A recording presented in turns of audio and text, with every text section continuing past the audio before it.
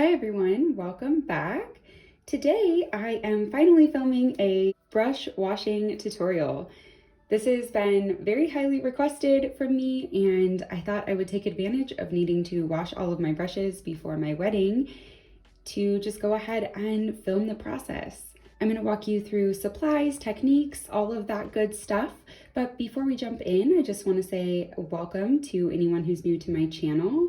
Hi, I'm Morgan. I know you can't see my face right now, but I would love to have you check out my other content as well, and you can see me in those videos. I focus a lot of my material on my channel on conscious consumerism, really getting the most out of what you have.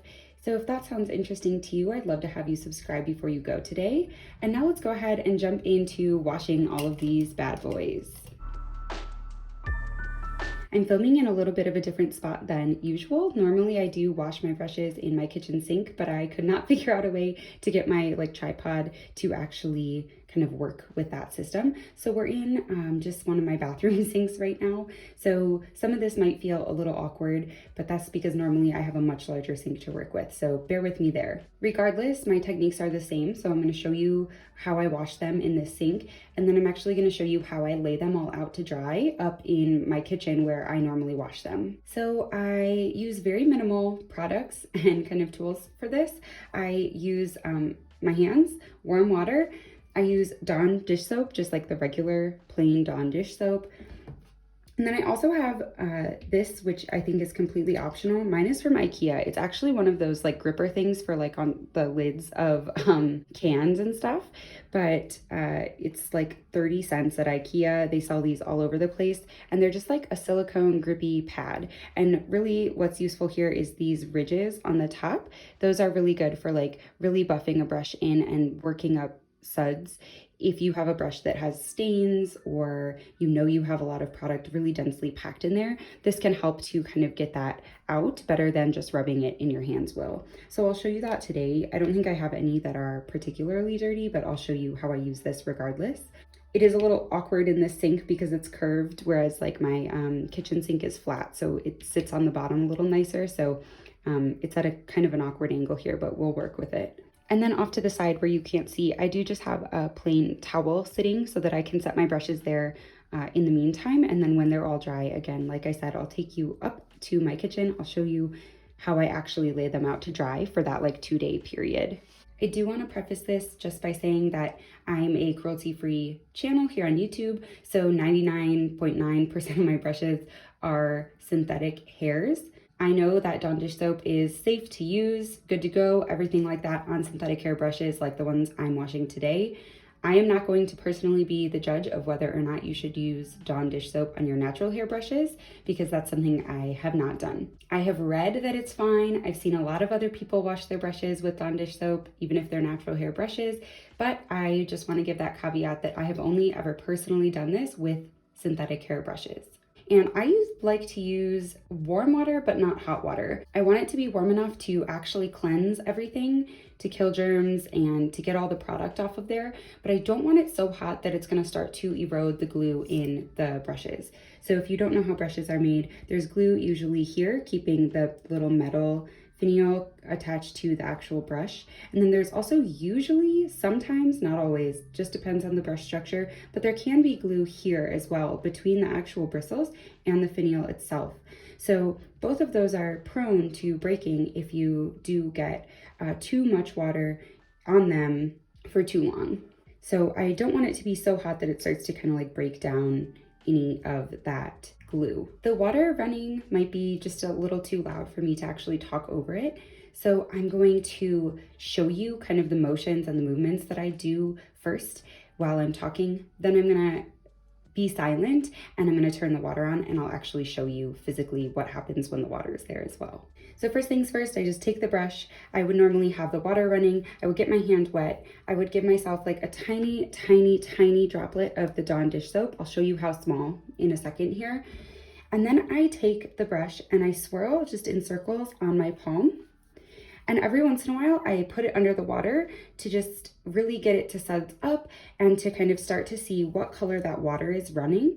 If it's still running brown or pink or whatever color was on the brush, or if it's starting to run a little clearer. It's important that you're not pushing hard when you're doing this. Really, really super, super light, tiny circles. You don't want to like splay, so you don't want to push down in the center and have all the bristles spread out all in a circle. If you need to press water out of the sides, you want to do it with the whole brush at an angle. So that's why this comes in handy sometimes if I'm feeling like that product just really is not coming out of there.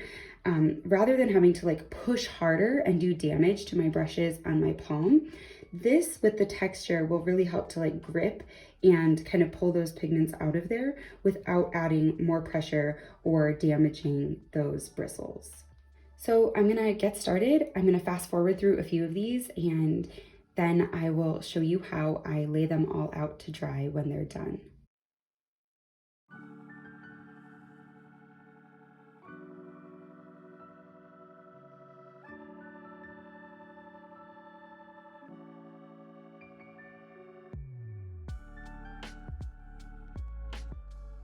And I should have said, I just showed it, but I forgot to say it beforehand.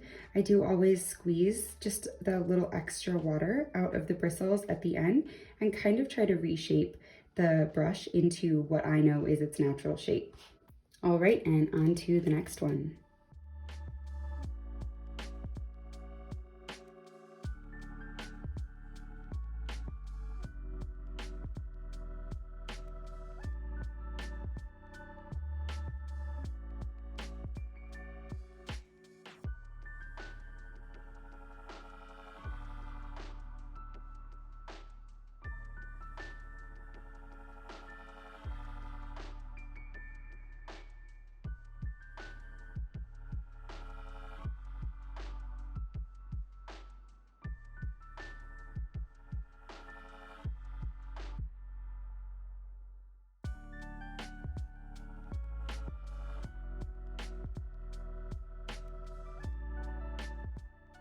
I'm actually loving having this mat on an angle here because rather than everything just being flat and kind of getting mixed up in there, it's actually kind of self-cleaning. So I don't have to keep rinsing it off.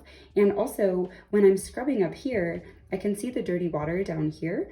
And I can also see whether the water is still dirty up on this end near the brush or if it's starting to run clear. So having this on an angle is actually awesome. And I might wash my brushes down here more often now.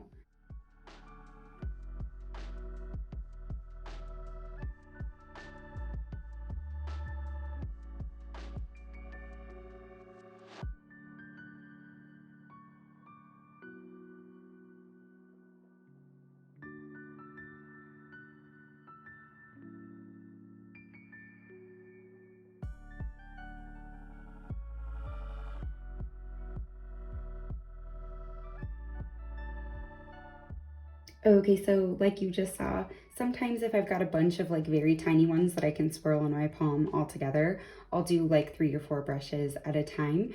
I don't usually do that if I know I used like a really strong color with one of them, or I know it's super, super dirty, just because I want to make sure I really thoroughly clean those. But that little set was a bunch of tiny brushes that I knew I had only used a handful of times, so I felt comfortable just washing them all at once.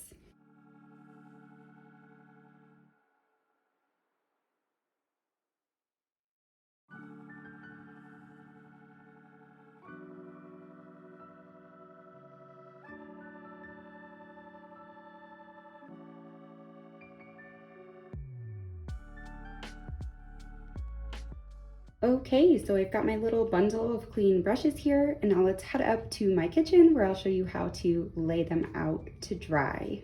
So first things first, all I do here is I lay out a towel. These are just like super cheap towels from like Target or something like that. I usually use them to dry dishes, but they serve this purpose just as well. And I always double them over at the top. So I folded it once and then I folded it again. And that is where the handle end of the brushes are going to sit. And then we're gonna lay out the actual brush parts of the brushes down here. And I do it that way because The glue in here can really erode super quickly if you store them upright after you've washed them. So by elevating the handle just a tiny bit here, you can really see that it creates a slope so that the brushes are the lowest part and all the water will drain out so that the glue will not be eroded. I'm going to set up all of my brushes and I'll just show you how it looks at the end. Okay, so here's a final look at all the brushes that I washed today. I just want to point out one more time here, I know I mentioned it while I was washing, that after I squeeze them out, I kind of reshape the brushes to how they naturally are shaped. So like this is a very tapered powder brush. So I try to always just kind of guide the bristles back in the right direction to make sure that they're drying correctly. I do leave these laying out for about 2 days usually. You'll have to do some trial and error in your own climate, in your own home, with your own brushes, of how long it takes to really get them dry. These small guys over here will be dry in a day, but I know like some of these large powder brushes will take much longer. So I do usually just rotate them about every 4 hours for the first 12 hours or so, and then from there I just let them dry on whichever side they're laying on. So that is it. I hope you enjoyed this video today. I hope it was helpful. If it was, please give it a thumbs up down below and consider subscribing to my channel before you go today. Thank you so much, and I will see you next time.